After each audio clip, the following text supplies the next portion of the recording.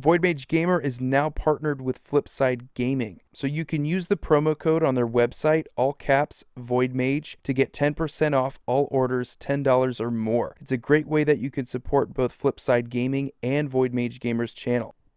And if you're a fan of some of the most recognizable works of art, from the likes of Monet, Van Gogh, check out the new Masterpiece Playmat collection Flipside Gaming is now selling. Brilliant looking mats.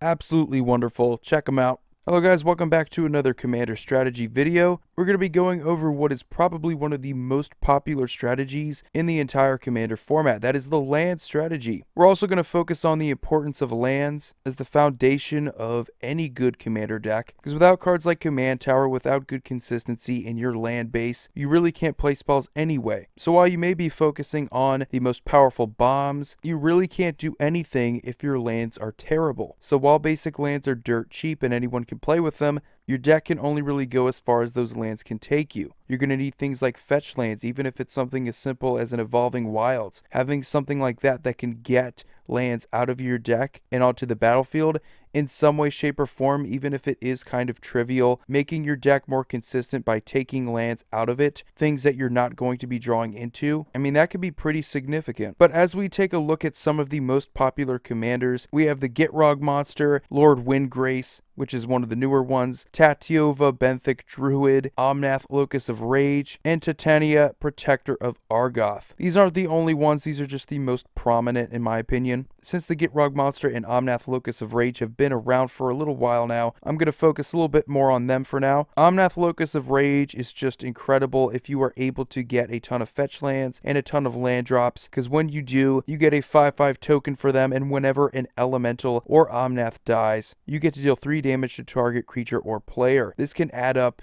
and be quite deadly. Pair it up with some decent combat tricks and your opponents are going to be struggling to keep up with you. The Gitrog monster is a little bit different, and a lot of people like the Gitrog monster more so than Omnath as a land-based control deck, because you're in better colors and the entire focus is on the graveyard, something that's easier to do with fetch lands. Since Golgari colors already have an affinity for the graveyard, it's going to be a little bit easier to synergize with any sort of land sacrifice theme. You just get some additional card draw whenever one or more land cards are put into your graveyard from anywhere. Incredibly consistent and surprisingly deadly. In black, you have a lot of X-costed spells. Cool thing about the deck is that you have a ton of land drops, a ton of mana that you could put all into those spells and wipe someone out with a Torment of Hailfire or a Death Cloud. Incredibly fun cards. Now if we're going to look at the 2 newest land-based commanders, Tatyova, Benthic Druid, and Lord Windgrace, these both kind of fool around with kind of the same thing that we talked about before.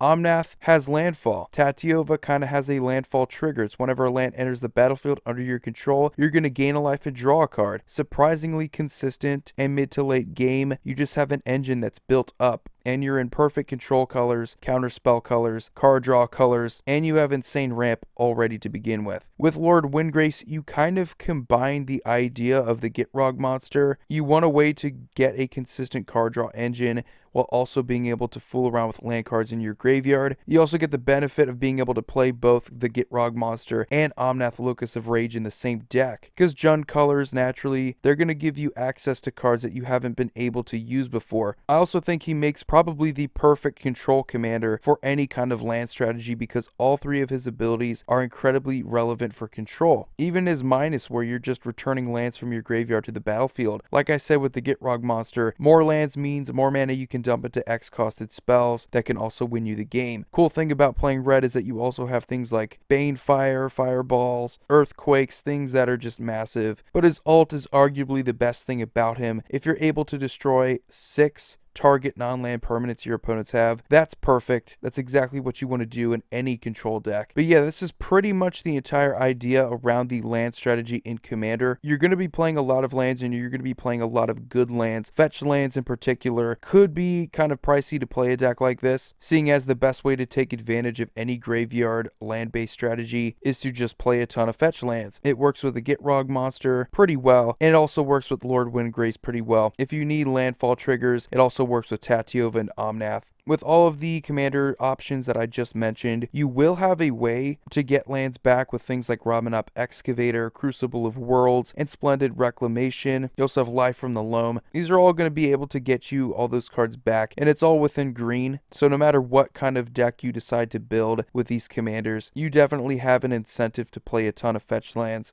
So not only are fetch lands going to be providing you with consistency of mana, but they're also going to be contributing towards your insane card draw engine, your control engine, whatever you have set up for your deck. And this is also tiptoeing around the eventual talk about the Strip Mine Crucible of Worlds combo. If you have any way of getting multiple land drops in a turn, your friends are going to hate you. I strongly recommend that you don't do that, seeing as land destruction is usually one of the directions that people decide to go in any sort of land heavy deck.